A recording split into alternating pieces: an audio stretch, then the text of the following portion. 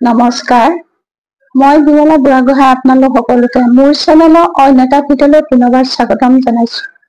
আশা কৰো আপোনালোক সকলোৱে ভালে আছে। আজি মই মোৰ অন্য এটা ভিডিঅ' আপোনালোকৰ ওচৰলৈ লৈ আহিছো।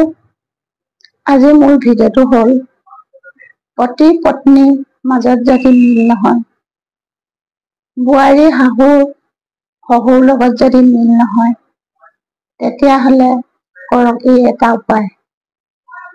উপায়টো হৈছে শুকুৰবাৰ দিনা ৰাতি আপোনালোকে 2 টুকুৰা ডাঙৰ ভীমসেনী কপোৰ আপোনালোকে শোৱা গাৰুটোৰ তলত ৰাখি থব আৰু পিছদিনা ৰাতিপুৱা সেই ভীমসেনী কপোৰ 2 টুকুৰা যিকোনো মাটি চাকি হওক বা ধূনা চাকিতে হওক আপোনালোকে জ্বলাই দিব।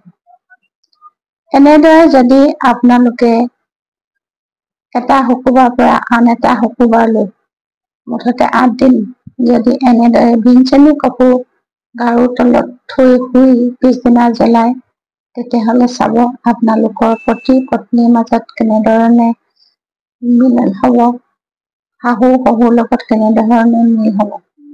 কিন্তু এইটো যদি পত্নীয়ে মিলিব নোৱাৰে তেওঁ কৰিব, যদি শাহুৱে মিলিব নোৱাৰে তেওঁ কৰিব।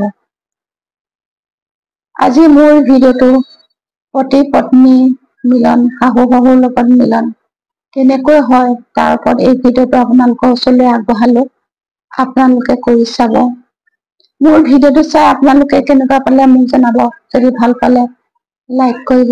অন্য এটা ভিডিঅ'ত পুনৰ লগ পাম। আজিলৈ আহো, নমস্কাৰ।